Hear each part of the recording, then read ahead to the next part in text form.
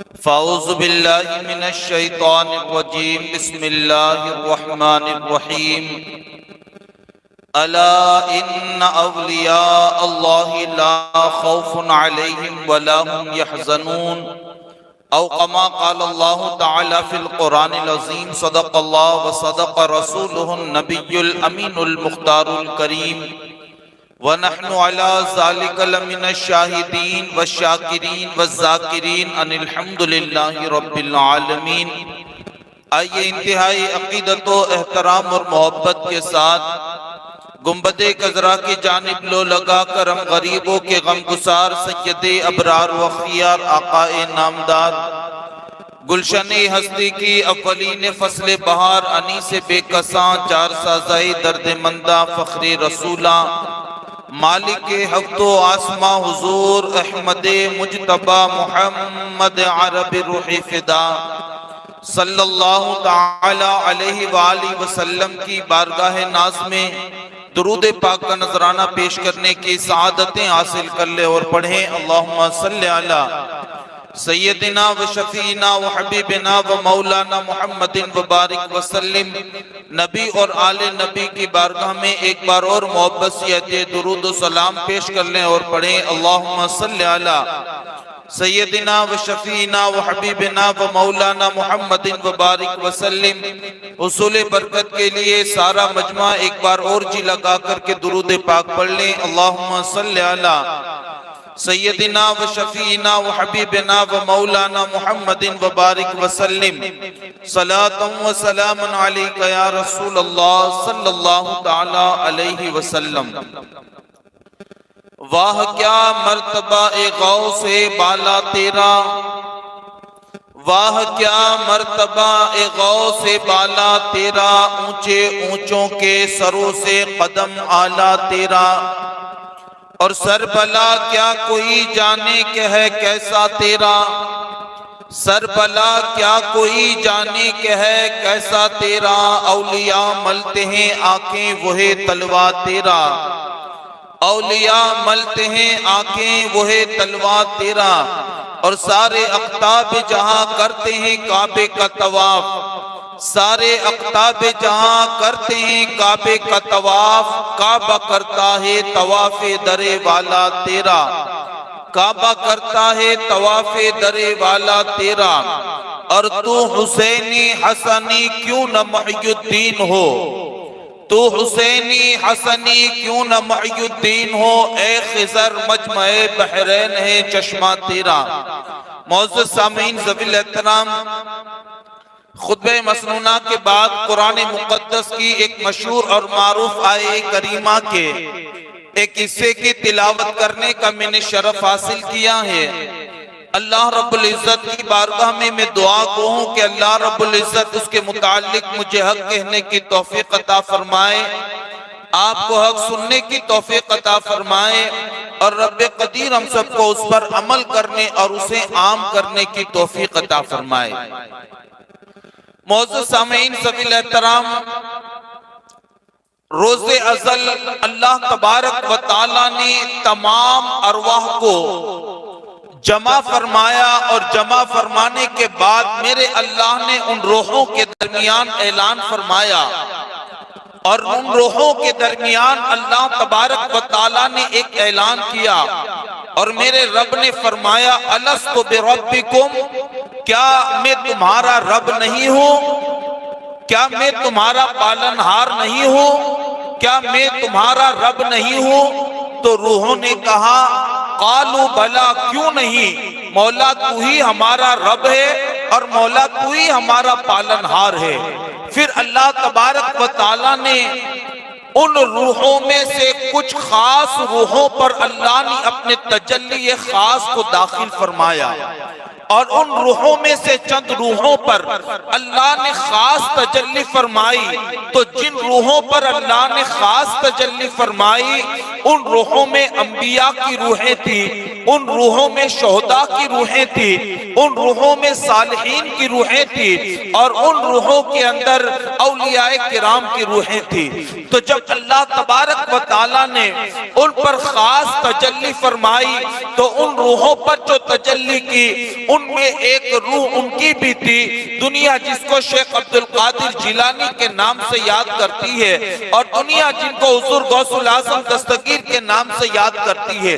عزیزان ملت اسلامیہ، آج کی مبارک اور متبرک محفل میں حضور غوث پاک کے خانوادے کے حوالے سے چند ضروری گزارشات آپ کی سماعتوں کے حوالے کرنے کی سعادت حاصل کروں گا، تاکہ ہمیں پتا چلے کہ کس خانوادے سے اور جس خانوادے سے حضور غوث پاک کا تعلق تھا، اور میرے مرشد جس خانوادے سے تعلق رکھتے تھے وہ خاندان کتنا عالی شان تھا، اور اللہ نے اس خانوادے کو کیا عظمتیں، کیا برکتیں اور کیا رفعتیں عطا فرمائی تھی، اور آپ کے خاندان کے ایک ایک فرد کی شان اور ایک ایک فرد کا مقام اور مرتبہ کیا تھا۔ عزیزان ملت اسلامیہ، یہ بات یاد رکھ لیں کہ اللہ تبارک و تعالیٰ نے حضور سیدنا غوث الثقلین رضی اللہ المولا تبارک و تعالیٰ عنہ کو جس خانوادے میں پیدا فرمایا اور جس خاندان کے اندر اللہ تبارک و تعالیٰ نے حضور غوث الاعظم دستگیر کو پیدا فرمایا، وہ خانوادہ ولیوں کا خانوادہ تھا، وہ خانوادہ صالحین کا خانوادہ تھا، وہ خانوادہ اللہ کے برگزیدہ بندوں کا خانوادہ تھا۔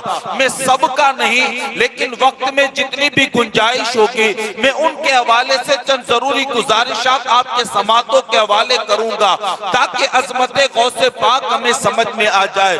چونکہ اللہ تبارک و تعالیٰ نے حضور غوث الاعظم دستگیر کو بڑی شان، بڑا مقام اور بڑا مرتبہ عطا فرمایا تھا۔ یوں اسی وجہ سے آپ کو جو ہے نا بہت سارے القابات سے یاد کیا جاتا ہے۔ حضور غوث الاعظم دستگیر کے بہت سارے القابات ہیں، اور ان القابات میں سے ایک لقب آپ کا محی الدین بھی ہے۔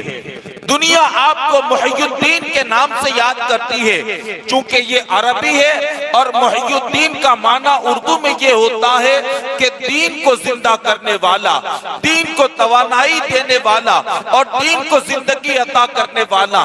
آپ اندازہ لگائیں، جس غوث الاعظم دستگیر کو دنیا محی الدین کے لقب سے یاد کرتی ہے اور محی الدین کے خطاب سے یاد کرتی ہے، اللہ اکبر، ان کی شان، ان کا مقام اور ان کا مرتبہ کیا ہوگا۔ اور یہ لقب یوں ہی نہیں مل گیا، یہ لقب یوں ہی نہیں ملا، بلکہ اللہ اکبر، محی الدین کے لقب کے ملنے کی وجہ خود حضور غوث الاعظم دستگیر رضی اللہ تعالیٰ عنہ بیان کرتے ہیں۔ کسی نے پوچھا حضور غوث الاعظم دستگیر سے، سرکار ذرا یہ بتائیں کہ آپ کو محی الدین کیوں کہا جاتا ہے، یعنی دین کو زندہ کرنے والا، دین کو زندگی عطا کرنے والا، آپ کو محی الدین کیوں کہا جاتا ہے؟ تو سرکار بغداد رضی اللہ المولا تبارک و تعالیٰ عنہ فرماتے ہیں کہ اس کی ایک وجہ ہے، اور وجہ یہ ہے کہ ایک مرتبہ میں جامع مسجد کی طرف آ رہا تھا، کہتے ہیں سفر سے پلٹ کر کے آ رہا تھا، اچانک میرا گزر ایک ایسے بندے کے قریب سے ہوا کہ جو ہاتھوں سے بالکل کمزور ہو چکا تھا، جو انتہائی نحیف ہو چکا تھا، جو انتہائی لاغر ہو چکا تھا، اور اس کی کمزوری کا عالم یہ تھا، اس کی نحافت کا عالم یہ تھا کہ اپنی ساری توانائیوں کو سمیٹ کر کے وہ بندہ اگر اٹھنے کی کوشش بھی کرتا تو وہ اٹھ نہیں سکتا تھا، وہ اپنے قدموں کے بل کھڑا نہیں رہ سکتا تھا، ساری توانائیوں کو سمیٹ کر بھی وہ بندہ اپنے پیروں پر کھڑے رہنے کی طاقت نہ رکھتا تھا۔ حضور غوث الاعظم دستگیر فرماتے ہیں چلتے چلتے جب میرا گزر اس کے قریب سے ہوا تو اس نے میری طرف دیکھا اور دیکھ کر کے کہا، او عبدالقادر، ذرا مجھے آسرا اور سہارا دینا، اے عبدالقادر مجھے آسرا دینا۔ حضور غوث الاعظم دستگیر فرماتے ہیں میں اس کے قریب گیا، اور جانے کے بعد جیسے ہی میں نے اپنا ہاتھ اس کمزور بندے کے ہاتھ میں دیا تھا، اور میرا ہاتھ اس کمزور بندے کے ہاتھ میں کیا پہنچا، حضور غوث پاک فرماتے ہیں کہ اس کے جسم کے اندر توانائی پیدا ہونا شروع ہو گئی. جو ہاتھ لاغر ہو گئے تھے وہ ہاتھ کام کرنا شروع کر دیے. جو پیر کمزور ہو گئے تھے ان کے اندر طاقت پیدا ہونے لگی. جو وجود نحیف ہو چکا تھا اس کے اندر توانائی پیدا ہونے لگی. اور حضور غوث الاعظم دستگیر فرماتے ہیں اللہ کی عزت کی قسم میرا ہاتھ جیسے ہی کمزور کے ہاتھ میں پہنچا ہی تھا چند لمحے کیا گزرے تھے کہ چند لمحوں سے پہلے وہ نحیف تھا اور میرے ہاتھ کے پہنچنے سے اللہ نے اس کو توانائی عطا فرما دی. وہ توانا اور تندرست ہو گیا. حضور غوث الاعظم دستگیر فرماتے ہیں کہ مجھے ہیبت ہوئی اس کے اس کارنامے سے.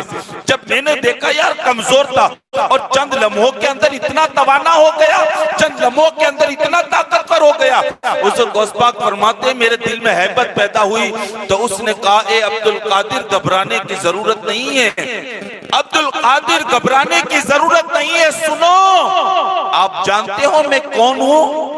اس نے کہا عبدالقادر جانتے ہو کون ہوں؟ آپ نے فرمایا نہیں میں تجھے نہیں جانتا کہ تو کون ہے.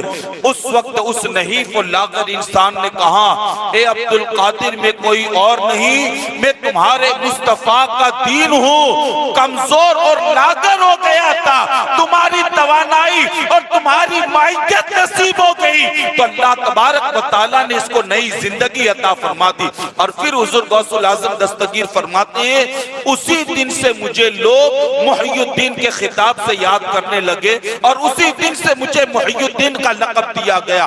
آپ اندازہ لگائیں مسلمانوں, ہو سکتا ہے کوئی بندہ یہ کہے میں اپنی عقیدت کی گلو کی بنیاد پر بولتا ہوں, مجھے عبدالقادر جیلانی حضور غوث الثقلین سے بہت عقیدت ہے, میں اپنے عقیدت میں بہ کر کے بولتا ہوں. یاد رکھنا یہ میری عقیدت نہیں بلکہ حقیقت ہے. دین کمزور ہو چکا تھا اور اللہ نے حضور غوث الاعظم دستگیر کے صدقے دین کو نئی توانائی عطا فرمائی. آپ دیکھیں تاریخ اٹھا کر کے اور پڑھیں تو آپ کو پتا چلے گا کہ دین اسلام کے لوگوں نے حالت کیا بنا دی تھی اور دین اسلام کا لوگوں نے کس طریقے سے مذاق بنانا شروع کر دیا تھا. حضور غوث الاعظم دستگیر پیران پیر روشن ضمیر کی آمد سے پہلے آپ تاریخ کے اوراق الٹ کر کے دیکھو تو آپ کو پتا چلے گا کہ دین اسلام کا حال کیا ہو چکا تھا اور پوری دنیا کے اندر مذہب اسلام کتنا کمزور ہو چکا تھا. میں سیاسی طور پر نہیں لیکن اخلاقی طور پر میں آپ کو بتاؤں کہ اس وقت لوگوں کے اخلاق کا عالم کیا تھا اور لوگوں کے اخلاق کتنے گر چکے تھے اور لوگ کتنے جو ہے اخلاق کے حوالے سے انحطاط کا شکار ہو چکے تھے. اللہ اکبر. سیرت نگار لکھتے ہیں کہ حضور غوث الاعظم دستگیر کے آنے سے پہلے اللہ اکبر لوگوں کے اخلاق اتنے گر چکے تھے اور لوگوں کے اخلاق اتنے بدتر ہو چکے تھے کہ اللہ اکبر ہر طرف عیش و عشرت کا نغمہ دکھائی دیتا, ہر طرف رقص و سرور کی محفلیں منعقد ہوتی, ہر کوئی بندہ رقص و سرور کی محفلیں منعقد کر کے شراب کے جام عام کیے جاتے, زناکاری عام ہو گئی تھی, جواخوری عام ہو گئی تھی, حتیٰ کہ سارے گناہ تقریباً معاشرے کے اندر عام ہو چکے تھے. لیکن اللہ اکبر اخلاق کے حوالے سے آپ تاریخ کا مطالعہ کرو تو آپ کو پتا چلے گا کہ اس وقت لوگوں کے اخلاق کیا تھے. بظاہر مسلمان کہلانے والے, بظاہر کلمہ پڑھنے والے اخلاق کتنے گر چکے تھے کہ ان کو دیکھ کر کے یوں لگتا ہی نہ تھا کہ ان کا تعلق آمنہ کے لال محمد رسول اللہ سے ہے, ان کا تعلق مذہب اسلام سے ہے. بلکہ اللہ اکبر ہمارے سیرت نگار لکھتے ہیں کہ اس وقت عمرہ اور سلاطین کا عالم یہ تھا.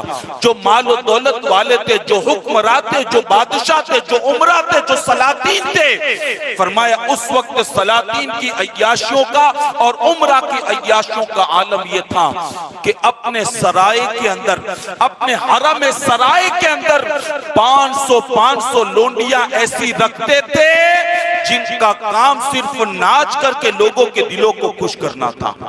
اب آپ اسے اندازہ لگا سکتے ہیں کہ جن کے یہاں 500 لونڈیاں اور عورتوں کو صرف نچانے کے لیے رکھا گیا ہو، جن کو صرف رقص و سرور کی محفلوں کی زینت بنایا جاتا ہو، اس وقت عمرہ کے عیش و عشرت کا عالم کیا ہوگا اور ان کے مذہب اسلام سے دوری کا عالم کیا ہوگا۔ یعنی ایک بندہ جو اوسط درجے کا امیر ہوتا، جو اوسط درجے کا مالدار ہوتا، نہ بہت زیادہ امیر نہ بہت زیادہ غریب، بلکہ بیچ درجے کا ہوتا، فرمایا اس کے یہاں 500 کنیزیں صرف ناچنے کے لیے ہوا کرتی۔ بلکہ امام شافعی رحمت اللہ تعالیٰ علیہ تو یہاں تک فرماتے ہیں اس وقت لوگوں کو رقص و سرور سے اتنی محبت ہو گئی تھی، گانوں سے اتنی محبت ہو گئی تھی، گانوں سے اتنا پیار ہو گیا تھا کہ اللہ اکبر فرماتے اس وقت اوسط درجے کے لوگوں کے گھروں میں 800 لڑکیوں کو صرف اس لیے رکھا جاتا کہ وہ آنے والوں کے سامنے ناچ پیش کرے اور آنے والوں کے دلوں کو خوش کرنے کی کوشش کرے۔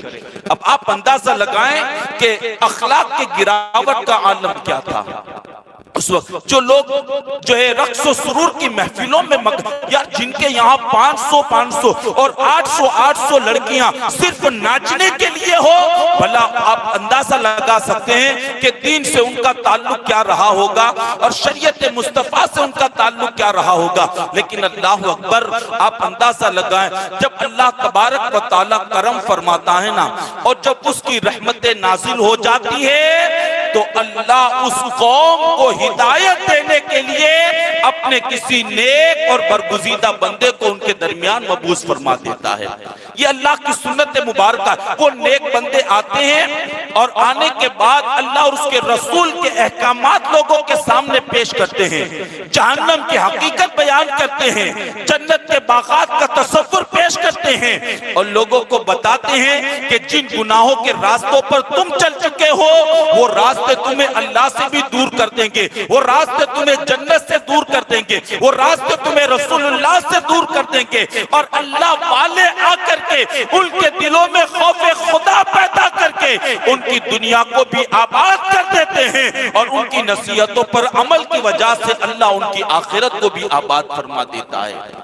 یہی وجہ ہے کہ جب تاتاریوں نے حملہ کیا، ہلاک و خاک کا انتقال ہو گیا، اور پھر جب اللہ تبارک و تعالیٰ کو ہدایت دینا ہوئی نا تاتاریوں کو، تو پھر اللہ نے خراسان کے ایک بزرگ کو حکم دیا، اور وہ بھی سلسلہ قادریہ کے بزرگ تھے، سلسلہ قادریہ کے بزرگ۔ اور یہ بھی یاد رکھ لیں کوئی سلسلہ دنیا میں آپ کو ایسا ملے گا ہی نہیں کہ جس سلسلے نے میرے مرشد حضور غوث الاعظم سے فیض حاصل نہ کیا ہو۔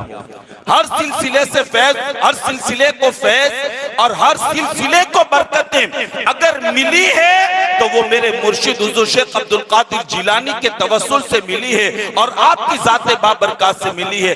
آپ دیکھیں جب تاتاریوں کو ہدایت دینا مقصود ہوا تو اللہ نے خراسان کے ایک بزرگ کو حکم دیا اور انہیں بشارت ہوئی کہ آپ چلے جائیں وہاں اور تاتاریوں کے دل میں اسلام کی ہیبت اور عظمت کو آپ بٹھائیں اور وہاں جا کر کے تبلیغ اسلام کریں اور اللہ اور اس کے رسول کے احکامات کو ان کو سنائیں۔ اللہ اکبر۔ جب وہ بزرگ خراسان سے نکلے اور نکل کر کے جب بغداد آئے تو ہلاک و خاک کا انتقال ہو چکا تھا، جس نے بغداد کو تخت و تاراج کر دیا اس کا انتقال ہو گیا تھا، اور ہلاک و خاک کے بعد اس کا بیٹا حاکم، اس کا بیٹا جو ہے نا مسند حکومت پر وہ بیٹھا اور وہ جو ہے حاکم کی حیثیت سے لوگوں کے سامنے پیش آیا۔ اللہ اکبر۔ کہتے ہیں خراسان کے وہ بزرگ خراسان سے نکلے اور نکل کر کے جب بغداد آئے نا تو پوچھتے پوچھتے ہلاک و خاک کے بیٹے کے محل کے پاس آئے جو بادشاہ وقت تھا۔ جب اس کے محل کے پاس آئے نا تو اتفاق ایسا کہ وہ بزرگ کے پہنچنے کا اور ہلاک و خاک کا بیٹا وہ جو ہے شکار کے لیے گیا تھا وہ بھی شکار سے گھر پہنچا اور خراسان کے بزرگ بھی اس کے محل کے پاس پہنچے۔ اب ذرا توجہ کرنا تو سمجھ میں آئے گا کہ اسلام کیسے پھیلا اور کن لوگوں کے ذریعے اللہ مسلم انسانوں کو ہدایت عطا فرماتا ہے اور کن لوگوں کے ذریعے اللہ تبارک و تعالی انسانوں کو کامیابی کے راستے پر گامزن فرماتا ہے۔ کہتے ہیں وہ خراسان کے بزرگ چل کر کے اس کے محل کے پاس آئے اور یہ بھی آیا, دونوں کی ملاقات ہو گئی. ابھی وہ سواری سے اترا بھی نہ تھا کہ قادری سلسلے کے بزرگوں کو دیکھ کر کے اس نے مذاق اڑایا.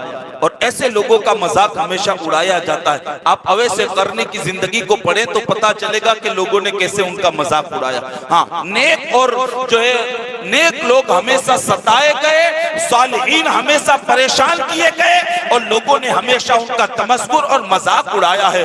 اللہ اکبر. کہتے ہیں جب وہ قادری سلسلے کے بزرگ اس کے محل کے پاس پہنچے تو اس نے ان کا مذاق اڑاتے ہوئے کہا, او میاں ذرا یہ بتائیں آپ کے چہرے پر جو داڑھی ہے وہ خوبصورت ہے یا میرے کتے کی پونچھ خوبصورت ہے؟ لیکن دیکھیں جو دین کا داعی ہوتا ہے نا, جن کو طلب, شعور اور شوق ہوتا ہے نا, وہ ایسے جملوں سے جو ہے برداشتہ نہیں ہو جاتا, جلال اور غضب میں نہیں جاتا, بلکہ تحمل اور بردباری کا مظاہرہ کرتا ہے اور ایسے اخلاق سے پیش آتا ہے کہ مذاق کرنے والے جب ان کے اخلاق کو دیکھتے ہیں تو کہنے پر مجبور ہو جاتے ہیں ان کی دعوت غلط نہیں ہو سکتی, اور وہ کلمہ پڑھ کر کے آمنہ کے لال محمد رسول اللہ کے دین میں داخل ہو جاتے ہیں. وہ تحمل اور وہ برداشت اللہ ان کے اندر پیدا کر دیتا ہے. اب ظاہر سی بات ہے یہ سوال اگر ہم سے اور آپ سے کوئی کرے تو پتا چلے کہ ہمارے اندر کتنی حلم ہے, ہمارے اندر کتنی بردباری ہے, اور ہمارے اندر صبر کا مادہ کتنا ہے. اللہ اکبر. اس قادری سلسلے کے بزرگ سے اس نے کہا بتائیں آپ کی داڑھی خوبصورت ہے یا میرے کتے کی پونچھ خوبصورت؟ آپ نے مسکرا کر کے حلم اور برداشت کے ساتھ اس کو جواب دیا. فرماتے ہیں بادشاہ سلامت سن, یقیناً میں بھی جس رب کو مانتا ہوں نا, جس خدا کو مانتا ہوں, یقیناً میں بھی اس کے در کا ایک کتا ہی ہوں. لیکن فرمایا اگر میری وفاداری سے میرا مالک خوش ہو جائے, اگر میری فرما برداری سے میرا مالک خوش ہو جائے, اگر میری اطاعت سے میرا رب خوش ہو جائے, تو اے بادشاہ سن تیرے کتے کی دم سے میری داڑھی 1000 درجہ بہتر ہے. اگر میرا رب میرے عمل سے خوش ہو جائے, لیکن اگر فرماتے ہیں میرے عمل سے میرا رب ناراض ہو جائے, میرے کام سے میرا رب ناراض ہو جائے, اور میں وفاداری اور اطاعت شعاری نہ کر کے اللہ کو ناراض کر لوں, تو فرمایا کہ میری داڑھی سے بہتر یہ تیرے کتے کی پونچھ ہے. یعنی اس لیے کہ تیرا کتا تیرا وفادار ہے, تیرا کتا تیری فرما برداری کرتا ہے. فرماتے اگر میں اللہ کا فرما بردار ہو جاؤں اور میرے عمل سے اللہ راضی ہو جائے تو تیرے کتے کی پونچھ سے میری داڑھی بہتر ہے, اور اگر میرے عمل سے میرا اللہ ناراض ہو جائے تو میری داڑھی سے تیرے کتے کی پونچھ بہتر ہے. کہتے ہیں بس یہ جملے ان کی زبان سے نکلے اور تیر بن کر کے جو ہے اس کے دل کے اندر پیوست ہو گئے. سواری سے اترا اور اتر کر کے کہتا ہے حضور آپ کی زبان میں اللہ نے غضب کی مٹھاس دی ہے, حضور میں چاہتا ہوں آپ میرے مہمان بن جائیں اور مجھے خدمت کا موقع عطا کریں, اور میں وعدہ کرتا ہوں جتنا ہو سکے گا میں آپ کی خدمت کروں گا اور اپنا زیادہ سے زیادہ وقت آپ کی خدمت کے اندر گزاروں گا. اللہ اکبر. وہ بزرگ نے وہی قیام کیا. کہتے ہیں کہ جب رات ہوتی تو ملنے کے لیے آتا تو یہ بزرگ دین کی دعوت پیش کرتے, اسلام کے قانون پیش کرتے, حضور کی عظمت و رفعت کے تذکرے کرتے, اللہ کی وحدانیت کا درس دیتے. حتیٰ کہ چند ہی دن گزرے تھے کہ ہلاکو کا بیٹا اس قادری بزرگ کی نصیحتوں سے اتنا متاثر ہو گیا کہ کلمہ پڑھا اور کلمہ پڑھ کر کے اسلام کے آغوش میں داخل ہو گیا. ادھر وہ داخل ہو گیا, لیکن چونکہ اس نے اپنے اسلام کا اظہار نہیں کیا لوگوں میں, اس لیے کہ اسے ڈر تھا کہ اگر میں اپنے اسلام کا اظہار کروں گا تو لوگ میرے مخالف ہو جائیں گے اور مجھے بڑی مشقتوں کا سامنا کرنا پڑے گا.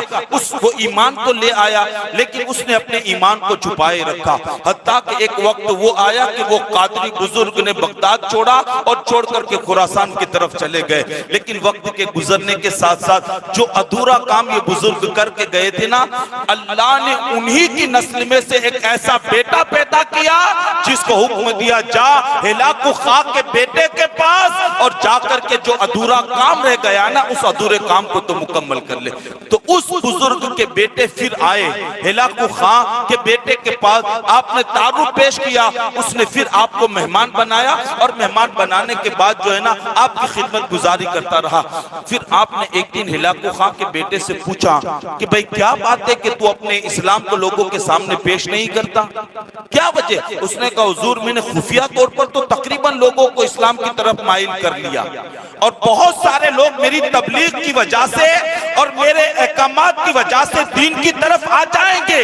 حضور سب کی فکر نہیں ہے, بس ایک بندہ ایسا ہے کہ جو میری دعوت سے مائل نہ ہو سکا اور آج بھی اس کی وجہ سے لوگ اسلام کی طرف نہیں آ رہے. حضور اگر اس نے اسلام قبول کر لیا نا تو یقیناً اس کے اسلام میں داخل ہونے کے ساتھ ساتھ بہت سارے لوگ اسلام کے آغوش میں داخل ہو جائیں گے. تو اس بزرگ نے فرمایا ٹھیک ہے تو اس کو بلاؤ. اس کو بلایا گیا اور جب وہ آیا نا تو گفتگو ہونے لگی. آپ نے دعوت اسلام پیش کی, اس نے کہا میں اس پر ایمان نہیں رکھتا, میں ایک طاقتور ہوں, میں ایک بہادر انسان ہوں, میرا کام ہے میدان کارزار میں لڑائی کرنا, میرا کام ہے جنگ و جدال کرنا. کہتے ہیں میں اس پر ایمان نہیں رکھتا بلکہ میرا ایمان جنگ و جدال پر ہے. اگر آپ مجھے میدان جنگ میں پچھاڑ دو تو میں آپ کے نانا کا کلمہ بھی پڑھوں گا اور جو دین کی دعوت آپ پیش کر رہے ہیں میں اس دین کی دعوت کو قبول کر کے مذہب اسلام کے اندر بھی داخل ہو جاؤں گا. آج چونکہ اسلام ہمارے پاس آسانی سے پہنچ گیا ہے لیکن آج ہمیں قدر نہیں نا اسلام کی. مسلمان گھر میں پیدا ہوئے, باپ کا نام اسلامی ہے, ماں کا نام اسلامی ہے, بھائی کا نام اسلامی, بہن کا نام اسلامی. ہم نے سمجھ لیا کہ مسلمان گھر میں ہم پیدا ہوئے. یہی وجہ ہے کہ اسلام کے حوالے سے ہمارے پاس یہ جیسی قدر ہونی چاہیے تھی اسلام کی, آج قدر ہماری زندگی کے اندر نہیں. لیکن جنہوں نے بڑی مشکلوں سے اسلام قبول کیا نا, آپ ان سے جا کر کے پوچھو کہ یہ اللہ کی نعمت کتنی قیمتی ہے. آپ ان سے جا کر کے پوچھو. اور اس دین کے لیے بزرگوں نے کیا کچھ نہیں کیا. ستایا گیا, شہر بدر کیا گیا, گھر بار چھوڑنے پر مجبور کیا گیا, اہل و عیال کو چھوڑنے پر مجبور کیا گیا, لیکن اللہ والوں نے ہر مصیبت کو برداشت کیا. لیکن دنیا کے چپے چپے پر مصطفیٰ جان رحمت کے دین کے چراغ کو روشن فرما دیا. بہت تکلیفیں اٹھائی ہے. پیر کے تو اس بزرگ کے سامنے وہ پہلوان آیا اور اس نے آ کر کے کہا کہ بھئی میرا ایمان جو ہے نا طاقت اور قوت پر ہے. اب جس وقت یہ بزرگ سے ملاقات کر رہا تھا نا اس وقت یہ بزرگ جو ہے نا بڑھاپے کی منزل کو پہنچ چکے تھے, ضعیف العمر ہو چکے تھے بڑھاپے کی منزل کو. لیکن اس نے کہا کہ میرا ایمان, اگر مجھے آپ پچھاڑ دو تو میں اسلام لے آؤں گا. آپ نے فرمایا تیرے اعلان کو میں نے قبول کیا, تو وقت بتا اعلان کیا جائے گا. اب تیرے اور میرے درمیان جنگ ہوگی, دیکھتے ہیں اللہ کسے کامیابی عطا فرماتا ہے. المختصر یہ کہ پھر ایک وقت متعین ہوا اور متعین ہونے کے بعد پھر اعلان ہوا کہ بھئی فلاں وقت ہے نا یہ خراسان کے بزرگ اور جو ہے تاتاریوں کے بہت بڑے پہلوان کے درمیان لڑائی اور جنگ ہوگی. لوگوں کا ایک ازدحام ہو گیا, لوگ دیکھنے کے لیے کہ کون ہارتا ہے کون جیتتا ہے ایک جمع غفیر ہو گیا. لیکن کہتے وہ پہلوان میدان میں پہلے ہی آ کر کے بیٹھا. اب تھوڑی دیر کے بعد جیسا یہ بزرگ گئے نا اور جانے کے بعد کوئی لڑائی نہیں کی, کوئی جنگ نہیں کی, گئے اور وہ میدان میں جا کر کے بیٹھا تھا, اس کے قریب گئے اور جا کر کے اس زور سے تماچا مارا کہ ایک ہی تماچے کے اندر اسے زمین دوش کر دیا, ایک ہی تھپڑ کے اندر اسے زمین پر گرا دیا. وہ تھپڑ کیا تھا, اللہ کی نصرت اس میں شامل حال تھی. کہتے تھپڑ کا لگنا تھا, اٹھے زمین سے, اس سے پہلے بزرگ کے قدم کو پکڑ کر کے کہتا ہے حضور جب آپ کے ہاتھوں میں اتنی طاقت ہے تو جس دین کی دعوت آپ دے رہے ہیں وہ کمزور نہیں ہو سکتا. اسی وقت قدم کو پکڑا, کلمہ پڑھا اور کلمہ پڑھ کر کے اسلام کے آغوش میں وہ بندہ داخل ہو گیا. یوں اسلام پہنچا ہے, یوں محنتوں اور مشقتوں کے ساتھ جو اسلام ہم تک پہنچا. بہر کے بعد بہت دور چلی گئی, عرض یہ کرنے لگا کہ یہ اخلاقی حالات تھے وہاں کے. کہ اور لوگوں کا اس طریقے کا ذہن اور لوگوں کی اس طریقے کی فکر بن چکی تھی. لیکن اللہ اکبر، حضور غوث الاعظم دستگیر پیران پیر روشن ضمیر جس خانوادے میں تشریف لائے نا، وہ خانوادہ اتنا اعلیٰ خانوادہ ہے اور وہ خانوادہ اتنا عظیم خانوادہ ہے کہ اللہ نے غوث اعظم سے لے کر کے اخیر تک جہاں تک جو ہے ملتا ہے شجرہ، فرمایا کوئی بندہ حضور غوث پاک کے خاندان میں ایسا نہیں ملے گا جس کو اللہ نے ولایت کا تاج عطا نہ کیا ہو. یعنی آپ کے آبا و اجداد میں سے کوئی بھی ایسا نہیں ہے جو ولی نہ ہو، بلکہ اللہ نے ہر بندے کو ولایت کا تاج عطا کیا. بلکہ میں آپ کو آپ کے والد کی زندگی کو پیش کروں تو آپ کو پتا چلے گا کہ اللہ اکبر کیا اسلام کا جذبہ اور اسلام کے حوالے سے کتنے وہ نڈر رہا کرتے تھے اور اسلام کے قانون کو لوگوں تک پہنچانے کے لیے وہ کتنی قربانیوں کا سامنا کرتے تھے. اللہ اکبر. حضور غوث الاعظم دستگیر پیران پیر روشن ضمیر کے والد بزرگوار کا نام ابو صالح موسیٰ جنگی دوست ہے. ابو صالح موسیٰ آپ کا نام ہے اور جو ہے جنگی دوست آپ کا لقب ہے اور ابو صالح آپ کی کنیت ہے. ابو صالح موسیٰ جنگی دوست. اب جنگی دوست کی وجہ تسمیہ بیان کرتے ہوئے ہمارے بزرگوں نے لکھا ہے، یا ان کی یہ بھی میں آپ کو بتا دوں کہ حضور غوث الاعظم دستگیر رضی اللہ مولا تبارک و تعالیٰ عنہ کے جو والد بزرگوار حضرت ابو صالح موسیٰ جنگی دوست جو ہے نا، وہ اتنے عبادت گزار، اتنے پرہیزگار، اس طرح خوف خدا والے تھے کہ ہمارے بزرگوں نے لکھا ہے کہ اللہ کی بارگاہ میں ابو صالح موسیٰ جنگی دوست کا مقام یہ تھا کہ اگر آپ کسی پر ناراض ہو جاتے تو اللہ کا عذاب آ جاتا اور وہ بندہ اللہ کے عذاب میں گرفتار ہو جاتا، اور اگر کسی سے آپ خوش ہو جاتے تو فرمایا رب کی رحمتیں چھماچم نازل ہوتی اور وہ بندہ قرب خدا کی دولت سے مالا مال ہو جاتا تھا. آپ مجھے بتائیں، جس کی نگاہ کے اندر اتنا کمال رکھا ہو اللہ نے، جس کی آنکھوں میں اتنا کمال ہو کہ غضب کی نگاہ سے دیکھ لے اللہ کے غضب کا شکار ہو جائے، محبت بری نگاہ سے دیکھ لے اللہ کی رحمت کا حقدار ہو جائے، یا جس کی نگاہ اتنی طاقتور ہو تو پھر میرے اللہ نے اس ذات کے اندر کتنا کمال رکھا ہوگا. جب نگاہوں کے اندر اتنا کمال ہے، جب نگاہوں کے اندر اللہ رب العزت نے یہ کمال عطا فرمایا تو پھر ذات میں اللہ نے کیا کمال رکھا ہوگا. لیکن اللہ اکبر، حضرت ابو صالح موسیٰ جنگی دوست رحمت اللہ تعالیٰ نے اللہ کے ایسے برگزیدہ بندے تھے کہ جب بھی بھلائی کا حکم دینا یا بری باتوں سے منع کرنے کا معاملہ ہوتا تو آپ کبھی یہ پرواہ نہیں کرتے کہ میرا کیا ہوگا اور لوگ مجھے کیا کہیں گے، بلکہ امر بالمعروف و نہی عن المنکر کے اہم فریضے کو بحسن تمام آپ لوگوں پر نافذ کرتے، اور جو ذمہ داری اللہ نے ایک مسلمان کو عطا فرمائی ہے اس ذمہ داری کو آپ مکمل طور سے جو ہے عمل کرتے اور مکمل طور سے اس ذمہ داری کو پورا کرتے. ہماری کمزوری ہے، ہم بھلائی کا حکم اس لیے نہیں دیتے کہ لوگ کہیں گے یار تو پہلے نیک بن جا پھر مجھے حکم دینا، اور برائی سے اس لیے ہم نہیں روکتے کہ لوگ تانا دیں گے 1000 چوہے کھا کے بلی حج کو چلی. ہمارا حال تو یہ ہے نا، یعنی بھلائی کا حکم دینا، بری باتوں سے منع کرنا ہم نے چھوڑ دیا، اور اللہ تبارک و تعالیٰ نے کہ ہماری ذمہ داری اور ہمارے فرائض کے اندر کے بات ہے کہ ہم بھلائی کا حکم دے اور بری باتوں سے منع. حضرت موسیٰ علیہ السلام نے اللہ کی بارگاہ میں عرض کیا، مولا تو اس بندے کو کیا اجر و ثواب عطا کرے گا جو بھلائی کا حکم دے اور بری باتوں سے روکے؟ کیا اس کو اجر و ثواب عطا کرے گا؟ تو کیا دے گا اسے بطور انعام؟ آواز آتی ہے موسیٰ سن، جو بھلائی کا حکم دے اور بری باتوں سے منع کرے انعام یہ دوں گا کہ میری غیرت یہ گوارا نہیں کرتی کہ ایسے بندے کو میں اپنے عذاب کے اندر مبتلا کروں. جو لوگوں کو بھلائی کا حکم دیتا اور بری باتوں سے منع کرتا، یہ اہم فریضہ تھا ہمارا. اللہ رب العزت نے ہماری ذمہ داری کے بنائی تھی. قرآن کہتا ہے کنتم خیر امت اخرجت للناس تأمرون بالمعروف وتنہون عن المنکر. اللہ نے ساری امتوں میں تمہیں بہتر امت بنایا. ساری امتوں میں آدم علیہ السلام سے لے کر کے حضور صلی اللہ علیہ وآلہ وسلم تک جتنے بھی انبیاء کرام اور رسولان عظام تشریف لائے، ان تمام انبیاء کرام اور رسولان عظام کی امت میں سے اگر کسی امت کو اللہ نے سب پر فوقیت عطا فرمائی فرمائی تو وہ آمنہ کے لال محمد رسول اللہ کی امت مبارکہ ہے۔ وجہ قرآن بیان کرتا ہے کیوں فوقیت عطا کی؟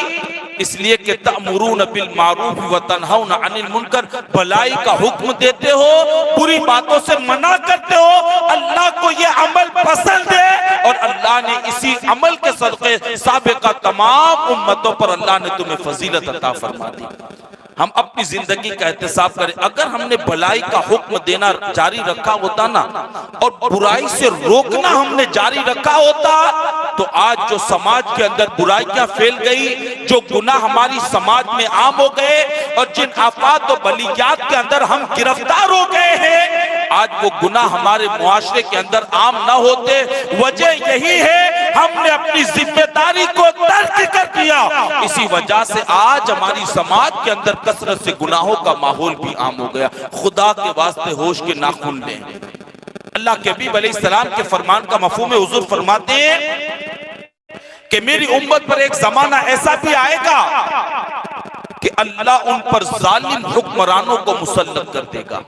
توجہ کرنا، یہ ذمہ داری کتنی اہم ہے اور یہ منصب جو اللہ نے ہمیں عطا فرمایا ہے، اس منصب کی شان اور اس منصب کا مقام اور مرتبہ کیا ہے؟ اللہ کے حبیب علیہ السلام نے فرمایا میری امت پر ایک زمانہ ایسا آئے گا کہ اللہ ان پر ظالم حکمرانوں کو مسلط کرے گا۔ پھر حضور فرماتے اگر میری امت فریاد کرے گی تو اس کی فریاد کوئی سننے والا بھی نہ ہوگا اور نہ میری امت کی مصیبت کو دور کرنے والا بھی نظر آئے گا۔ کہ آج حالات یہ نہیں بتاتے ہیں، ہم آواز بلند کرتے کہاں ہماری آواز کو سنا جاتا ہے، ہم مدد کے لیے پکارتے ہیں کہاں ہماری مدد کی جاتی ہے۔ صحابہ نے کہا یا رسول اللہ علیہ السلام کیا اس وقت ہم کم ہوں گے، یعنی مسلمان کم ہوں گے؟ حضور نے فرمایا نہیں، آج کے مقابلے میں اس وقت مسلمان زیادہ ہوں گے۔ فرمایا پھر کیا وجہ ہے کہ یوں وہ ہلاکت کا سبب بنیں گے اور ان پر ظالم حکمراں مسلط ہوں گے۔ اس وقت اللہ کے حبیب علیہ السلام نے فرمایا ایک تو وہ دنیا کی طلب میں مگن ہو جائیں گے اور دوسرا بھلائی کا حکم دینا اور برائی سے روکنا وہ چھوڑ دیں گے۔ فرمایا یہ دو عمل کریں گے اللہ ناراض ہو جائے گا اور ان دو عمل کی وجہ سے اللہ ان پر ظالم حکمرانوں کو مسلط کر دے گا۔ دنیا کی طلب دیکھیں نا، کسے نہیں ہے دنیا کی طلب؟ دنیا دنیا دنیا، بندہ سونے سے جب بیدار ہوتا ہے نا تب سے لے کر کے رات سونے تک جتنا بندہ دنیا کے بارے میں سوچتا ہے نا، شاید ہی کوئی بندہ آپ کو ملے کہ ان 24 گھنٹوں میں سے 1 گھنٹہ اپنی آخرت کے بارے میں بھی فکر کرے۔ آج ہمیں آخرت کہاں یاد ہے؟ ہمیں آخرت کا تصور، آخرت کا عذاب اور آخرت میں ملنے والا رب کی طرف سے جو عذاب ہے آج اس کو ہم بھول چکے ہیں اور ہم نے سمجھ لیا ہماری زندگی کا مقصد کماؤ کھاؤ سو اور زندگی گزار کر کے مر جاؤ۔ لیکن یاد رکھنا مسلمانوں، یہ ہمارا مقصد نہیں ہے۔ ہمارا مقصد دنیا میں آنے کا یہ ہے ہم اللہ کی عبادت کر کے نیکیوں کا توشہ جمع کر لیں تاکہ قیامت کے دن یہ نیکیاں اللہ کی بارگاہ میں قبول ہو جائے اور مولا ان نیکیوں کے بدلے اپنے بندوں کو اپنے دیدار سے مالا مال اور مشرف فرما دے۔ ہماری زندگی کا مقصد جنت میں دخول نہیں ہے، ہماری زندگی کا مطلب جہنم سے بچنا نہیں ہے، بلکہ ہماری زندگی کا مقصد جس رب نے ہمیں پیدا کیا نا بس اس رب کے دیدار کا ہمارا مقصد ہے۔ بس رب کا دیدار ہو جائے، قیامت میں اللہ راضی ہو جائے اور مولا اپنے دیدار کی دولت سے ہم سب کو مالا مال فرمائے۔ پیر کے تو عرض یہ کر رہا تھا کہ حضور سیدنا غوث ثقلین رضی اللہ تعالیٰ عنہ کے والد بزرگوار بھلائی کا حکم دینے اور برائی سے روکنے کے معاملے کے اندر اتنے نڈر اور اتنے سخت تھے کہ نہ بادشاہ کی پرواہ کرتے نہ قوم کی پرواہ کرتے، بلکہ اللہ اور اس کے رسول کا حکم لوگوں پر نافذ کرتے دکھائی دیتے تھے۔ ہمارے بزرگوں نے لکھا ہے کہ ایک مرتبہ آپ جامع مسجد کی طرف تشریف لے جا رہے تھے تو چلتے چلتے آپ نے کیا دیکھا کہ بادشاہ کے کچھ ملازم سروں پر مٹکے لے کر کے جا رہے تھے۔ اب ظاہر سی بات ہے بادشاہ کا نام سنے تو اچھے نہیں چھیڑتے، یار ہمیں مرنا ہے جو ان کے ملازموں کو ہم چھیڑیں گے؟ ہمارے یہاں تو گاؤں کے سرپنچ کے جو ہے قریب رہنے والوں کو ہم نہیں پریشان کرتے، کیونکہ ہمیں پتا ہے اگر ان کو پریشان کریں گے تو گاؤں کا سرپنچ ہمیں نہیں چھوڑے گا۔ تو جو بادشاہ کے قریبی اور اس کے ملازم بھلا اسے چھیڑنے کی ہمت کون کرے گا؟ لیکن جس کے دل میں مخلوق کا نہیں اللہ کا خوف ہوتا ہے نا، وہ کبھی مخلوق کی پرواہ نہیں کرتے۔ کہتے وہ بادشاہ کے ملازم جا رہے تھے سروں پر مٹکا لے کر کے، اور بڑی احتیاط کے ساتھ اور بڑے سنبھال کر کے مٹکے لے کر کے جا رہے تھے۔ آپ کو دل میں شک ہوا اور ایک ملازم کو روک کر کے پوچھا ان مٹکوں میں کیا لے کر کے جا رہے ہو؟ اس نے کہا حضور ان مٹکوں میں ہم شراب لے کر کے جا رہے ہیں بادشاہ کے لیے، بادشاہ کی شراب ہے ہم اس کو لے کر کے جا رہے ہیں بادشاہ کے لیے۔ اللہ اکبر، آپ جلال میں آ گئے، اور جلال میں آ کر کے جتنے بھی شراب کے مٹکے بھرے ہوئے تھے نا، آپ نے جلال میں آ کر کے ان سارے مٹکوں کو آپ نے توڑ دیا اور ساری شراب کو زمین پر بہا دیا۔ ملازم بادشاہ کے پاس پہنچے، اور پہنچنے کے بعد بادشاہ نے پوچھا کہ کہاں گئے شراب کے مٹکے؟ کہا ابو صالح موسیٰ جنگی دوست ملے تھے اور انہوں نے سارے شراب کے مٹکوں کو توڑا اور ساری شراب کو زمین پہ بہا کر کے رکھ دیا۔ بادشاہ نے حکم دیا کہ ان کو میرے دربار میں پیش کیا جائے، ان کو میرے دربار میں حاضر کیا جائے۔ میں پوچھوں گا کہ جب انہیں پتا تھا کہ یہ میری شراب ہے اور میرے ملازم لے کر کے جا رہے ہیں، بھلا ان کو کس نے اختیار دیا کہ میری منگائی ہوئی شراب کو توڑ دے اور میرے ملازموں کے سر پر جو مٹکے اس کو توڑ کر کے شراب کو زمین پر بہا دے؟ ان کو کس نے اختیار دیا؟ بلایا جائے انہیں۔ قاصد گئے اور ابو صالح موسیٰ جنگی دوست کو بلا کر کے لائے۔ ادھر ابو صالح موسیٰ جنگی دوست بادشاہ وقت کے سامنے کھڑے ہیں۔ اس نے پوچھا اے اللہ کے بندے بتا تو نے میرے مٹکوں کو کیوں توڑا، اور میرے مٹکوں کو تو نے کیوں توڑ کر کے شراب کو بہا دیا؟ تو ہے کون اور تجھے یہ اختیار کس نے دیا ہے؟ آپ نے بڑے مسکراتے ہوئے لہجے میں فرمایا سن، میں احتساب کرنے والا بندہ ہوں، اور میرے غیرت نے یہ گوارا نہ کیا کہ یہ شراب کے جس کو اسلام نے حرام کر دیا ہے اس کے مٹکے کوئی اٹھا کر کے بادشاہ کے دربار میں لے کر کے جائے۔ میری غیرت نے یہ گوارا نہ کیا، اس لیے میں نے مٹکوں کو توڑ دیا، اور مٹکوں کو توڑنے کے بعد اس کی شراب کو زمین پر میں نے بہا دیا۔ بادشاہ نے تڑپ کر کے کہا یار تجھے محتسب کس نے بنایا، احتساب کرنے والا تجھے کس نے بنایا؟ تڑپ کر کے جواب دیتے سن، جس رب نے تجھے اس کرسی کا مالک بنایا اسی رب نے مجھے محتسب اور احتساب کرنے والا بھی بنایا ہے۔ بادشاہ نے یہ جواب سنا، لرزہ طاری ہو گیا اور کوئی سلام اور کرام، کوئی چھیڑ چھاڑ نہیں، اور آپ کو دربار سے رخصت کرنے کا حکم دے دیا۔ یہ حضور غوث العظم دستگیر پیران پیر روشن ضمیر رضی اللہ المولا تبارک و تعالی عنہ کے والد بزرگوار کا مقام ہے کہ آپ بھلائی کا حکم دینے، پوری باتوں سے منع کرنے میں کبھی پیچھے نہیں ہٹتے تھے، بلکہ اللہ اور اس کے رسول کے قانون کو لوگوں پر نافذ کرتے۔ لوگ بھلے خوش ہوتے تو ٹھیک ہے اور ناراض ہوتے تو آپ ان کی پرواہ بھی نہ کرتے۔ یاد رکھنا مسلمانوں، جب باپ اور ماں ایسے نیک اور پرہیزگار ہونا تو اللہ انہی کے بدن سے ایسی اولاد پیدا کرتا ہے دنیا جس کو شیخ عبدالقادر جیلانی غوث العظم دستگیر کے نام سے یاد کرتی ہے۔ ہاں، جب ماں باپ اتنے پرہیزگار ہونا، ماں باپ اتنے اطاعت شیار ہو، میں وہ تفصیلی واقعات تو نہیں بیان کروں گا، بس اشارہ کر کے آپ کو میں پیغام دے دوں کہ آپ کی والدہ بھی کتنی جو ہے متقیہ تھی اور کتنی پرہیزگار تھی آپ کی والدہ بھی۔ ہاں، جس طرح آپ کے والد بزرگوار اتنے پرہیزگار اور متقی تھے، اور یہ بھی سیرت میں بیان کیا جاتا ہے ایک سیب آپ نے کھا لیا، توجہ کرنا، ایک سیب، وہ تفصیلی واقعہ تو نہیں بس اشارہ کر کے گزر جاؤں، ایک سیب کھا لیا آپ نے، اور وہ بھی جان بوجھ کر کے نہیں، انجان میں کھا لیا، پتہ نہیں تھا، مراقبے میں تھے اور جو مجاہدات کے اندر تھے، 3 دن گزر گئے کھانے کو نہ ملا، دریا کے کنارے پہنچے، ایک سیب جا رہا تھا، آپ نے اٹھا کر کے کھا لیا، جیسے ہی کھایا نا دل میں خیال آیا یار جس سیب کو میں نے کھا لیا اس کا مالک کون ہوگا پتہ نہیں، اور مالک کی اجازت کے بغیر میں نے سیب کھا لیا، مالک کی اجازت کے بغیر سے، اللہ اکبر، بس یہ خیال آیا، مجاہدے کو ترک کر دیا آپ نے، جگہ کو چھوڑا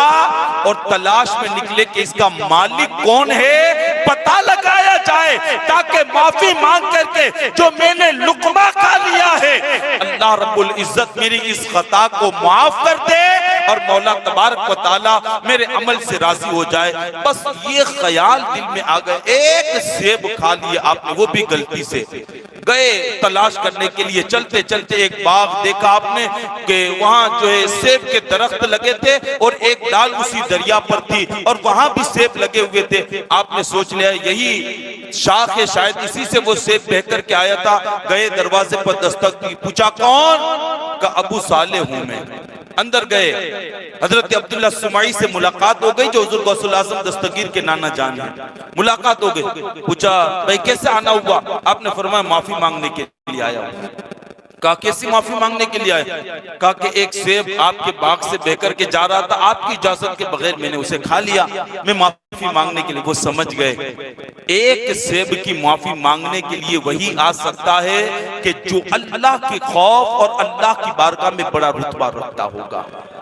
ہاں، ایک سیب کی معافی کے لیے وہ آئے، وہ سمجھ گئے کہ آنے والا کوئی معمولی بندہ نہیں ہے بلکہ یہ بڑا متقی بندہ ہے۔ عبداللہ سمعی کہتے ہیں بیٹے معاف تو کر دوں گا لیکن میری ایک شرط ہے، یہ قبول کرنی ہوگی۔ عرض کرتے حضور بتائیں کیا شرط ہے؟ فرمایا 12 سال تک میرے باغ کی رکھوالی کر، پھر آنا میں سوچوں گا کہ معاف کرنا ہے کہ نہیں کرنا۔ 12 سال تک میرے باغ کی رکھوالی کر۔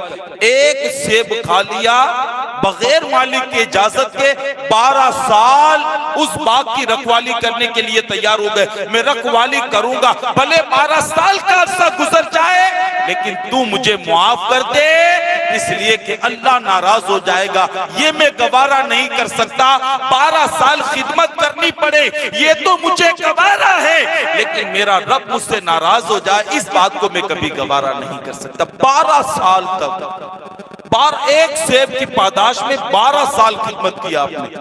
ہم اپنی زندگیوں کا احتساب کریں، کیا یہ تقوی ہماری زندگی میں ہے؟ یہ شوق، یہ تڑپ اور یہ معافی مانگنے کا جذبہ ہماری زندگی؟ یہاں تو اگر بھول سے کوئی ہمیں دے دینا تو خوش ہو جاتے ہیں، اب نہیں دینے جانا اسے، اس نے دیا ہے اپنی طبیعت سے مجھے۔ اور حالت اس وقت ہے بڑی معذرت کے ساتھ اسلام اور قوانین اسلام سے ہم اتنا دور ہوتے جا رہے ہیں نا کہ حرام کے لقمے ہمارے پیٹ میں اتنے پڑ گئے کہ عبادت کی لذت اور چاشنی اور سرور ہماری زندگی سے نکلتا دکھائی دے رہا ہے۔ مالک کی اجازت کے بغیر، اللہ کے حبیب علیہ السلام کے فرمان کا مفہوم ہے، حضور فرماتے لوگوں کسی کی چیز نہ لو کہ جس کی وجہ سے اس کا دل ناراض ہو جائے۔ کسی کا دل ناراض ہو جائے تو اس کی اجازت کے بغیر اس کی چیز استعمال نہ کرو۔ حضور فرما رہے تھے، صحابہ کی محفل تھی، فرمایا کسی کا دل دکھے اس کی چیز کو اس کی اجازت کے بغیر استعمال نہ کرو، اگر استعمال کرنا ہے نا تو آپ اس کی اجازت لے لو، اس کی اجازت کے بغیر آپ چیز استعمال نہ کرو۔ ایک صحابی کھڑے ہو گئے، یا رسول اللہ جنگل میں اگر میرے چچا زاد بھائی کا ریوڑ جا رہا ہو تو کیا میں اس میں سے بکری لے کر کے اپنی بھوک اور اپنی پیاس کو نہیں مٹا سکتا؟ میرے چچا زاد بھائی کا ریوڑ ہے، اس میں سے تو مجھے اجازت ہوگی نا کہ میں لے کر کے کھا سکوں۔ مصطفیٰ جان رحمت صلی اللہ علیہ وسلم فرماتے سن، تو اپنے چچا زاد بھائی کے بکریوں کے ریوڑ میں سے ایک بکری کی بات کرتا ہے، فرماتے سن اگر جنگل میں تجھے ایسی بکری مل جائے کہ جس کے گلے میں چھری بھی ہو اور وہ پتھر بھی ہو جس سے آگ لگائی جاتی ہے، فرمایا اگر ایسی بکری بھی مل جائے پھر بھی اسلام تجھے اجازت نہیں دیتا کہ مالک کی اجازت کے بغیر تو اسے ذبح کر کے اپنے پیٹ میں داخل فرمائے۔ یہ اسلام کا قانون ہے، جس مذہب کے ہم ماننے والے ہیں نا، جس مذہب پر ہم عمل کرتے ہیں، اس نے ہمیں نظام زندگی دیا، اس نے ہمیں یہ شعور بندگی عطا فرمایا۔ ایک مرتبہ امام حسن بصری نے رابعہ بصریہ کی دعوت کی، آئیے میرے یہاں، بہت اصرار کے بعد دعوت کو قبول کیا۔ جب دعوت جانے کا وقت آیا دسترخوان لگا، رابعہ بصریہ بھی کھانے کے لیے بیٹھی، لیکن جیسے ہی لقمہ اٹھا کر کے منہ میں ڈالا نا، منہ کے قریب لے کر کے گئی، ابھی ڈالا نہیں قریب لے کر کے گئی، آپ نے فوراً اس لقمے کو جو ہے تشت میں پلیٹ میں رکھا اور کھڑی ہو کر کے اپنی منزل کی طرف چلی گئی۔ امام حسن بصری حیرت میں، یار رابعہ کے لیے دعوت کیا تھا، ایک لقمہ بھی نہ کھایا اور بغیر اس کے چلی گئی۔ امام حسن بصری فرماتے رابعہ ایسے نہیں جائے گی، یقیناً کوئی بات ہوئی ہوگی، تحقیق کرو، کوئی بات ہوئی ہوگی۔ بلایا گیا اس بندے کو جو مارکیٹ سے گوشت لاتا تھا، آپ نے فرمایا کہاں سے لے کر کے آئے ہو؟ کہا مارکیٹ سے لے کر کے، کہا جس قصائی سے لے کر کے آئے ہو نا اس کو میرے پاس لے کر کے آؤ۔ قصائی کو امام حسن بصری کی بارگاہ میں پیش کیا، جب وہ قصائی آیا نا، فرمایا بکری تیری تھی؟ اس نے کہا حضور بکری میری تھی. کہا خریدی تھی؟ کہا خریدی تھی میں نے. کہا مالک کی اجازت سے لیا تھا؟ کہا حضور رقم بھی دیا اور مکمل قیمت دینے کے بعد میں نے اس بکری کو خریدا, اور جس بکری کا گوشت آپ کے یہاں آیا نا وہ میری ملکیت کی بکری تھی. امام حسن بصری فرماتے ہیں نہیں یار کچھ نہ کچھ گڑبڑ ضرور ہے. اس نے کہا حضور بات کیا ہے ایسی؟ اتنی تحقیق. کہا جس رابعہ کے لیے دعوت کیا تھا نا, اور جس رابعہ کے سامنے گوشت رکھا نا, رابعہ نے وہ گوشت نہیں کھایا, بغیر گوشت کھائے چلی گئی. اس قصائی نے جب اتنا سنا نا تو کہا کہ حضور ٹھہر جائیے, جس سے میں نے بکری خریدی نا اس کو میں لے کر کے آتا ہوں. اس کو لے کر کے لایا گیا. امام حسن بصری نے فرمایا بکری تیری ہے؟ کہاں حضور. کہا تے نے اس قصائی کو بیچی تھی؟ کہا ہاں. آپ نے فرمایا کہ مجھے نہیں پتا کہ رابعہ نے میرے دسترخوان سے گوشت کیوں نہیں کھایا. جب بکری کے حقیقی مالک نے جب یہ سنا نا کہ رابعہ نے گوشت نہیں کھایا تو وہ تڑپ گیا. تڑپ کر کے کہتا ہے حسن اگر رابعہ نے نہیں کھایا نا تو بالکل سچ کیا ہے. اگر رابعہ نے وہ گوشت نہیں کھایا نا تو بالکل سچ کیا. امام حسن بصری فرماتے کیا بات ہے؟ اس وقت بکری کے حقیقی مالک نے کہا حضور بات یہ ہے ایک مرتبہ میری بکری اپنے جو ہے میری چراگاہ میں چل رہی تھی اور میری چراگاہ کے اندر سے گھاس کھا رہی تھی. فرماتے مالک کی اجازت کے بغیر میرے پڑوس کے کھیت میں اس نے منہ مارا اور ایک لقمہ میرے پڑوس کے مالک کی کھیت سے بغیر اجازت کے کھا لیا. امام حسن بصری تڑپ گئے. فرماتے رابعہ مبارک ہو, اللہ نے تجھے وہ مقام عطا کیا ہے کہ شبہ والی چیز سے بھی اللہ تبارک و تعالیٰ نے تجھے محفوظ فرما دیا ہے. یوں دعائیں قبول ہوتی. آج دعا کرتے ہیں دعائیں قبول نہیں. مولانا کیا کرے, بہت روتے ہیں, بہت پریشان ہیں, دعائیں قبول نہیں ہوتی. حضرت سعد بن ابی وقاص حضور کی بارگاہ میں آئے, یا رسول اللہ میں مستجاب الدعوت بننا چاہتا ہوں, یعنی جو بھی دعا کروں اللہ میری ہر دعا کو قبول کرے. حضور میں مستجاب الدعوت, توجہ کرنا, اگر آپ بھی مستجاب الدعوت بننا چاہتے ہیں نا حضور کے اس فرمان پر عمل کر لے, اللہ مستجاب الدعوت بنا دے گا. اور پھر جب اور جہاں اور جس کے لیے بھی دعا کرو گے اللہ تمہاری ہر دعا کو قبول بھی کرے گا اور مولا تمہاری ہر تمنا کو پوری بھی فرما دے گا. سعد بن ابی وقاص آئے اور آ کر کے کہتے حضور میں مستجاب الدعوت بننا چاہتا ہوں. مستجاب الدعوت. حضور نے فرمایا مستجاب الدعوت بننا چاہتے ہو؟ ہاں یا رسول اللہ مستجاب الدعوت.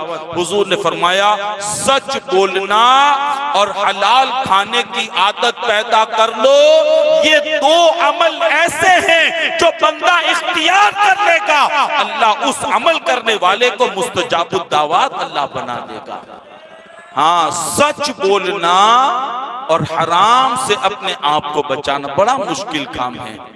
ہاں یہ بڑا سننے میں بڑا آسان ہے لیکن عمل میں بڑا مشکل ہے. لیکن جو بندے کر لیتے ہیں نا تو پھر اللہ ان پر دنیا بھی آسان کر دیتا ہے اور آخرت میں بھی اللہ کامیابی عطا کرتا ہے. لیکن دنیا کے گورکھ دھندوں میں جو ڈوب کر کے جھوٹ بولنے کو اپنی عادت بنا لے, حرام کھانے کو اپنا ہنر بنا لے, پھر وہ بندے دنیا کے اندر بھی پریشان کیے جاتے ہیں, قبر میں بھی پریشان کیے جاتے ہیں, اور وہ بندے قیامت کے دن اللہ کے عذاب میں گرفتار کر دیے جائیں گے. بہرکیف تو حلال کھانے کی عادت بنا لیں. حضرت ابو صالح موسیٰ جنگ کی دوست کی زندگی ہمیں پیغام دے رہی.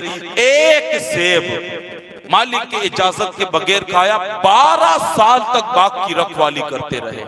12 سال تک. جب 12 سال مکمل ہو گئے نا تو پھر حضرت عبداللہ سمعی کے پاس آئے اور آ کر کے کہتے حضور 12 سال ہو گئے, اب آپ اجازت دیں مجھے اور وہ خطا جو مجھ سے ہو گئی نا آپ معاف کریں.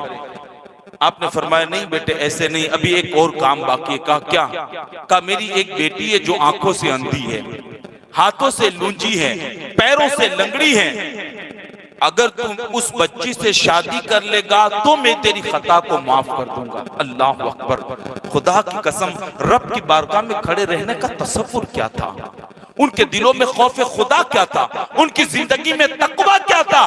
ہے کوئی دنیا میں ایسا انسان کہ جس کے سامنے ایسی عورت کے جو ہے اوصاف بیان کیے جائے اور وہ بندہ صرف اس لیے نکاح کے لیے تیار ہو جائے کہ مولا میری خطا کو معاف کر دے, مولا میری غلطی کو معاف کر دے. کائنات میں اگر ایسا ملے گا تو دنیا اس کو شیخ عبد القادر جیلانی کا باپ ابو موسیٰ جنگی دوست کہے گی, جو ایک خطا کو معاف کرنے کے لیے ایسی لڑکی سے نکاح کرنے کے لیے بھی آپ تیار ہو گئے. ایسی لڑکی سے بھی نکاح کیا. اللہ اکبر. المختصر یہ جب نکاح ہو گیا تو آپ شب زفاف اپنی شریک حیا سے ملنے کے لیے گئے. جیسے ہی گئے نا تو دیکھا بڑی خوبصورت عورت حجرے میں بیٹھی ہے. آنکھوں سے دیکھ بھی سکتی ہے, ہاتھوں سے اشیاء کو پکڑ بھی سکتی ہے, پیروں سے چل بھی سکتی ہے. حضرت ابو موسیٰ جنگی دوست باہر نکل آئے. ابو موسیٰ جنگی دوست جیسے ہی باہر نکلے نا, عبداللہ سمعی نے کہا بیٹے کیا ہوا؟ کہا حضور جس عورت سے نکاح کے لیے آپ نے بولا تھا نا وہ عورت نہیں ہے, بلکہ یہ تو ایسی عورت ہے جس کا ہر عضو سلامت ہے. اس وقت عبداللہ سمعی نے سینے سے لگا کر کے فرمایا بیٹے سن, میں نے اندھی اس لیے کہا تھا, میری بیٹی اتنی عمر تک پہنچ گئی لیکن آج تک اس نے کسی غیر مرد پر نظر نہیں ڈالی. میں نے لونجی اس لیے کہا تھا کہ میری بیٹی جوانی کی دہلیز تک پہنچ گئی اور اتنی بڑی عمر کی ہو گئی, لیکن آج تک اس نے نامحرم کی طرف اپنے ہاتھ کو نہیں بڑھایا, اپنے پیر کو نامحرم کی طرف نہیں بڑھایا. اللہ اکبر. یوں حضرت حضور غوث الاعظم دستگیر پیران پیر روشن ضمیر کی والدہ نے تقوی اور پرہیزگاری کو اختیار کیا. اسی لیے میں نے پہلے کہا باپ جب جو ہے ابو موسیٰ جنگی دوست جیسا ہو اور ماں ام الخیر جیسی ہو تو اللہ ایسے لوگوں سے غوث الاعظم دستگیر جیسا شہزادہ قوم کو عطا فرماتا ہے. ہمیں اپنے بزرگوں کی ان سیرت پر ہمیں عمل کرنا چاہیے, ان کی سیرت کو پڑھنا چاہیے, ان کی سیرت کو ہمیں سننا چاہیے. اور کم از کم یا سال پر کہاں ہم آپ کو بلاتے ہیں, غوث پاک کا مہینہ آ جائے نا تو یاد کرنے کے لیے اور غوث الاعظم کا تذکرہ کرنے کے لیے جو ہے محفلیں منعقد کی جاتی ہے. لیکن ہماری غفلت کا عالم بھی یہ ہے, ان میں بھی یہ ہے کہ آخر کا انتظار کرتے 10 منٹ رہے گی نا تب جائیں گے, 15 منٹ رہے گی تب جائیں گے, آدھا گھنٹہ رہے گا تب جائیں گے. لیکن نہیں یار, جتنا ہو سکے نا محفل میں جلدی آؤ, اس لیے کہ یہ محفل عام محفلوں کی طرح نہیں ہے.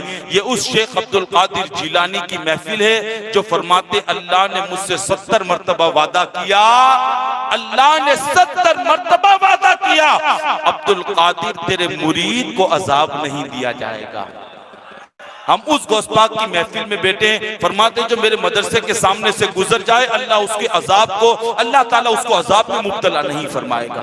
یا جس کے مدرسے کے سامنے سے گزر جانے والوں کو یہ نعمتیں ملے تو جن کی یاد میں منعقد ہونے والی محفلوں میں اگر کوئی بیٹھے تو اس بندے کی عظمتوں کا عالم کیا ہوگا.